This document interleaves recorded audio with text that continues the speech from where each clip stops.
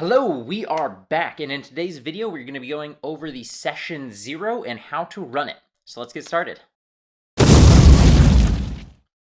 Now, before we get started, there are a lot of different ways to do Session Zeros, and a lot of people cover different things. I'm going to be going over what my favorite way to do it and what things I cover in a Session 0. If you get any value out of the video, hit that thumbs up button. Now, before I even start my Session 0, there's a couple things that I will have already done. The first thing I'll do is figure out what campaign I'm running, whether it's a pre-written module or it's a homebrew one. I'll know the campaign that I'll be running before we get to the Session 0.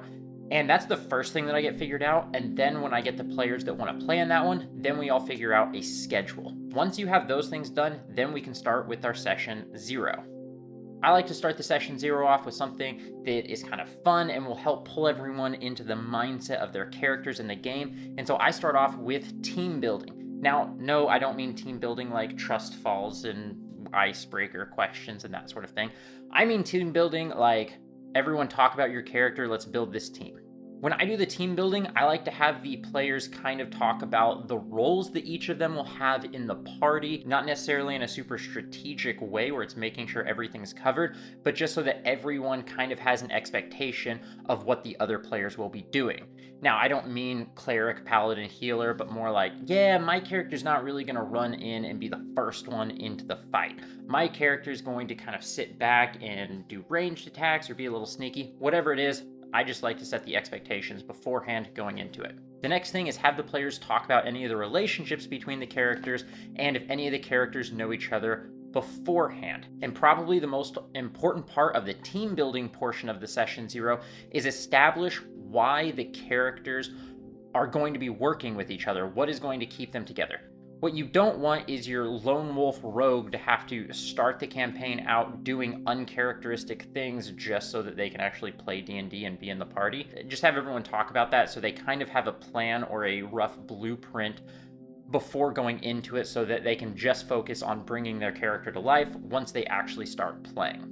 Next, I go over some table rules and expectations. Now, table rules are different than homebrew rules. This is more the rules that the players follow and more of like a code of conduct at the table. So for the table rules, I like to go over our no-show policy / cancellation policy. The rules I use is if one player can't make it, we play without them. If 2 or more players can't make it, then we play something else or just cancel the session entirely. Another thing that you're going to want to make sure to go over is what do you do with that character when a player can't make it. At my table, I usually just play the player's characters when they can't make it, but they just can't die while I'm playing it. I think it's a little unfair for someone's character to die while they're not even there. So I will still play it. They're just somewhat unkillable.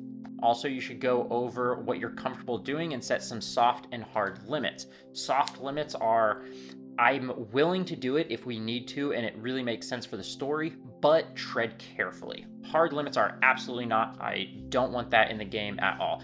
Some common things might be sexual assault. I don't play with that in my games. That's a hard limit. Nope, not going to roleplay through it. Discuss with your table what you guys are all comfortable with and what is acceptable. Another thing to talk about is PvP, and this might be something that is a soft limit where it's like, yeah, we can do PvP if we need to, but for the most part, try to work together. Rogue, you can't steal from the rest of the party because you're a rogue and that's what your character would do. Also, in setting the expectations, I like to briefly discuss humor, tech, magic, all of that, and how much it's going to play a role in the campaign, though you already probably would have discussed this with the players when pitching the campaign, but it's still a good idea to mention that in the Session 0. Also, I like to discuss with the players what they're wanting to get out of it. Are they wanting an opportunity to roleplay and bring their character to life and kind of just a social game amongst friends? Are they wanting something really tactical and a lot of combat? Are they wanting puzzles? Just get an idea of what all of your players are wanting and discuss what they are expecting to get out of it. You as the Dungeon Master should also understand what you're wanting to get out of the game as well. I think if you don't know what you're wanting out of being a DM, you're just kind of aimlessly going into it. That can really lead to DM burnout. And then no one's having fun if you don't want to play anymore and the campaign stops halfway through. And the last thing that I would go over in the Session 0 is the homebrew rules.